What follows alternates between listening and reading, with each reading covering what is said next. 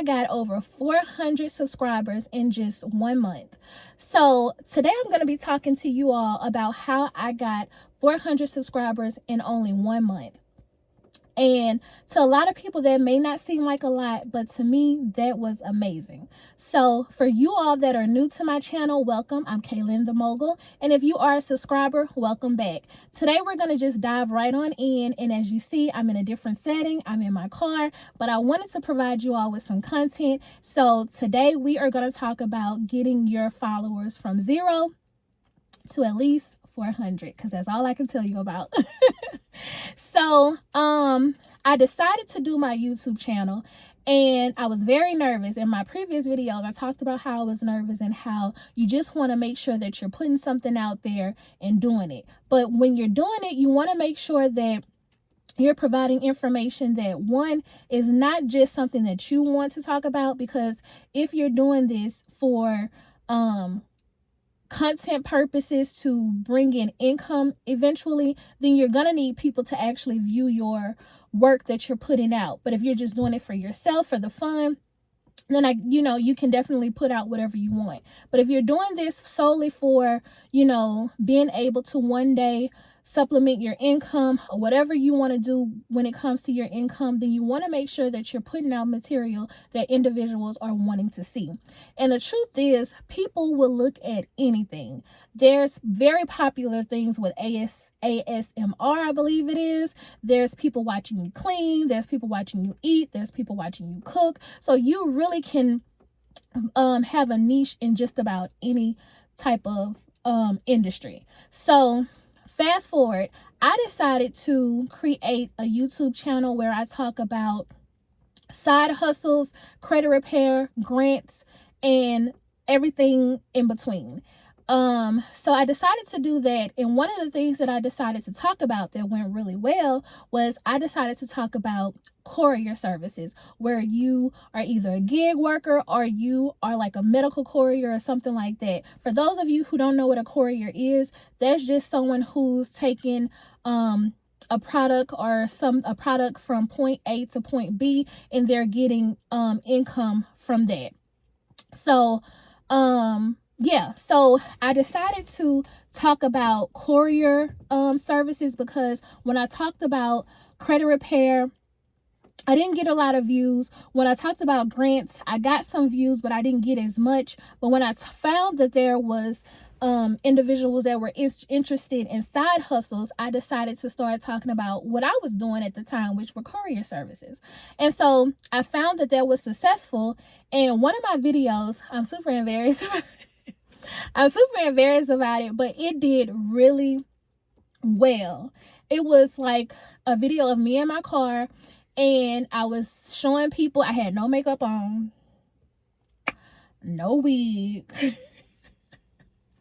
but I still did it. And in one of my previous videos, I talked about y'all doing it scared. Baby, I did it scared, and I looked scared.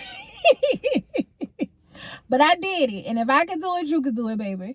So anyway, I decided to talk about courier services because that was something that was really popular at the time. And there wasn't a lot of people doing it when I was talking about like different apps and companies that I use. And the one that went popular is the one where I talked about VHO, which is one of the companies that I worked for, and it was extremely well. In my book, in my small book, it went viral. I got at least I want to say 15 to 16,000 people looking at it, and then I skyrocketed. I went from maybe 20 subscribers to over 430 subscribers. And I was like, oh my God, because I stopped. I felt like nothing was happening. Before I looked at my YouTube studio and looked at the analytics, I was like, because honey, I was looking, I was like, wait, when this happened? But anyway, so I ended up getting these subscribers. Now I got my 20, at the beginning because I cheated. I told my family and friends to follow me. But let me tell you why that's not a good idea. It's not a good idea to tell family and friends and randoms to follow. Let me not say randoms, isn't it? It's not good to tell anybody to follow you. And I know a lot of people on videos, they say new YouTubers here and follow each other. But why it's not a good thing to do that is because if your content isn't something that they would like, they're not going to look at it. And if YouTube is putting out your content to your subscribers and they're not looking at it, they're going to think that your material isn't good enough. So they're not going to push it out or anything like that. So you want to make sure that you are being and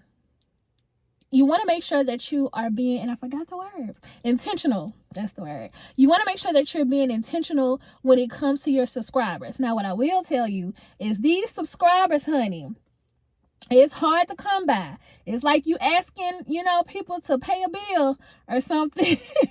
But I'm thankful for my 463.